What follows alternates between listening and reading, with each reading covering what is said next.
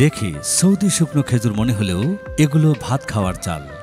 কালো চাল। প্রচলিত সব চালের ভাত ধপধপে সাদা হলেও অত্যন্ত পুষ্টিগুণ সমৃদ্ধ এ চালের ভাত হয় কালো রঙের। এমনকি ভাত রান্নার সময় এর মারও হয় কালো। রঙে কালো হলেও প্রচলিত সাদা ভাতের চেয়ে এ ভাত স্বাদেও সুস্বাদু। দীর্ঘদিন ধরে এই চাল ছিল জনসাধারণের জন্য নিষিদ্ধ। এই চালের ভাত খাওয়ার একমাত্র অধিকারী ছিল চীনের সম্রাটের। এটা ভিয়েতনামি ব্ল্যাক রাইস। অত্যন্ত পুষ্টিকর এ চাল এখন উৎপাদন হচ্ছে বাংলাদেশে। আমি ফকির সোহেল চাষ করছি বাংলাদেশের সবচেয়ে দামি চাল ব্ল্যাক রাইস, যার ধানটি কালো, চালটি কালো, আপনি ভাত খাবেন ভাতটিও কালো। ইন্টারনেট থেকে প্রাপ্ত তথ্য অনুসারে কালো এই চালে রয়েছে অতিমাত্রায় এন্থাসায়ানিন। এটি একটি ক্যান্সার প্রতিরোধী অ্যান্টিঅক্সিডেন্ট। এছাড়াও কালো চালে ফাইবার, আমিষ, ভিটামিন, জিঙ্ক, খনিজ পদার্থ সহ অন্যান্য উপাদানগুলো সাধারণ চালের তুলনায় অন্তত 3 গুণ বেশি থাকে। কালো চালকে ডায়াবেটিস রোগীদের জন্য অত্যন্ত কার্যকর হিসেবে বিবেচনা করা হয়। সাদা চালের তুলনায় কালো চালের দাম কয়েক গুণ বেশি। সুপার শপগুলোতে আমদানিকৃত কালো চাল 1000 টাকা কেজিতে বিক্রয় হয়। সোহেল ইউটিউবে প্রথম কালো চালের খোঁজ পান। প্রচলিত সব চালের তুলনায় এই চালের দাম অত্যন্ত বেশি হওয়ায় আগ্রহী হয়ে ব্ল্যাক রাইস ধান চাষ করেন। আমি এবং আমার বাপ চাচারা আমরা সবাই সাধারণ ধান চাষ করতাম। তো সাধারণ ধানে দেখতাম যে 1 মণ ধান বিক্রি হতো 1000 থেকে 1200 টাকা।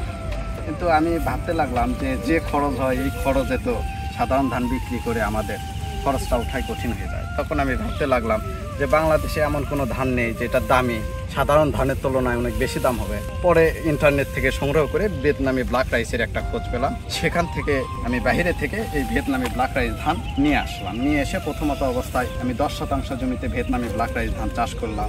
আল্লাহর রহমতে সফল হলাম এবং অনেক ভালো ফলন হলো। 10% জমিতে আমার 8 মণের মতো ফলন হলো এবং 8 মণ ধান আমি বিক্রি করলাম হচ্ছে 4000 টাকা মণে। দেখলাম এটা অনেক দামি ধান। পরে ভাবলাম যে ধানই এত দামে বিক্রি হলো, এর চালের মূল্য তো তাহলে অনেক বেশি। তখন ভালোভাবে খোঁজ নিয়ে দেখি এটার বাজার মূল্য হচ্ছে প্রতি কেজি 800 থেকে 1000 টাকা। এটা বিক্রি হয় মূলত বাংলাদেশের সুপার শপগুলোতে। এরপর পরীক্ষামূলক নিজের 10% জমিতে চাষ করে সফল হন। 3-4 বছর হচ্ছে এই সোহেল এই চ্যাংড়াটা আমাদের একই পাতারত আমরা চাষ করি সাধারণ ধান, আর এই চ্যাংড়া চাষ করে বিদেশি ধান। এই যে ব্ল্যাক রাইস, তারপর চিনি গুঁড়া, তারপর বাসমতি বলে একটা আছে যে ওই কাচির জন্য। এই বিদেশি ধানগুলা চাষ করে এই ছেলে খুব লাভবান। আমরা সাধারণ ধান চাষ করে যে পয়সা কামাই করি তার চাইতে কয়েক গুণ বেশি পয়সা এই ছেলেরা কামাই করছে এই বিদেশি ধানগুলা চাষ করে। আমি ব্ল্যাক রাইস ধান চাষ পদ্ধতি স্বাভাবিক ধানের মতোই। প্রথমে আপনি 24 ঘন্টা পানিতে ভিজাই রাখলেন, তারপর অঙ্কুর গজালো, আপনি কাদা মাটিতে ফালাই দিলেন। এখানে 20 থেকে 30 দিন থাকবে। এখান থেকে আপনি মেন জমিতে রোপণ করবেন। মেন জমিতে রোপণ করার পর আপনি স্বাভাবিক ধান যেভাবে সার কীটনাশক ব্যবহার করেন ঠিক ওই রকমভাবেই ব্যবহার করবেন এবং এটা হারভেস্ট করতে সময় লাগবে 90 থেকে 100 দিন, যা সাধারণ ধানের তুলনায় অনেক কম সময়ে এটা পরিপক্ত বা কাটা হারভেস্ট করা যায়। চাষ পদ্ধতি স্বাভাবিক ধানের মতো হলেও অন্যান্য ধানের তুলনায় এর ফলন অনেক বেশি পাওয়া যায়। বাজারে এর দামও অত্যন্ত বেশি। প্রতি বিঘা জমিতে অন্যান্য ধান 20 থেকে 22 মণ পাওয়া গেলেও ব্ল্যাক রাইস পাওয়া যায় 30 মণ। কারণ হিসেবে অন্যান্য ধানে যেরকম চিটা হয় ব্ল্যাক রাইস ধানে ওই রকম চিটা হয় না, এজন্য ফলনও বেশি। ব্ল্যাক রাইস বছরে 2 বার চাষ করা যায়। অন্যান্য ধানের মতো একই উপায়ে ব্ল্যাক ধান চাষ করা হয়।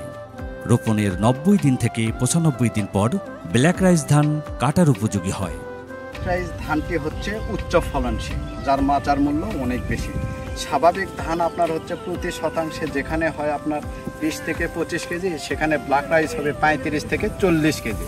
ব্ল্যাক রাইসের বেশি ফলন হওয়ার কারণ হচ্ছে এই ধানের চিতা হয় না এবং এর প্রতিটি ছড়া হচ্ছে 12 ইঞ্চি 1 ফিটের মতো, যা উচ্চ ফলনশীল এবং বাজার মূল্য অনেক বেশি। সোহেল 2019 সালে প্রথম ব্ল্যাক রাইস ধান চাষ করেন। তারপর থেকে ব্ল্যাক রাইসের দিকে অগ্রসর হন। ব্ল্যাক রাইসের পাশাপাশি বাসমতি, চিনি গুঁড়া, রড মিনিকেট, উচ্চ ফলনশীল হাইব্রিড ধান চাষাবাদ করেন। ডাক্তাররা গর্ভবতী মায়ের জন্য এ চালের ভাত খাওয়ার পরামর্শ দিয়ে থাকেন। এমনকি ডায়াবেটিস রোগীদের জন্য নিরাপদ বলেও পরীক্ষিত। সোহেল রানা তার উৎপাদিত ব্ল্যাক রাইস ও অন্যান্য বিদেশি ধান কুরিয়ারের মাধ্যমে সারা দেশে সরবরাহ করে থাকেন। প্রচলিত সাধারণ চালের তুলনায় কালো চালের বাজার মূল্য অনেক বেশি ও উচ্চ ফলনশীল, অত্যন্ত পুষ্টিগুণ সমৃদ্ধ। তাই কালো এই ধান হতে পারে কৃষকদের জন্য সোনার ফসল।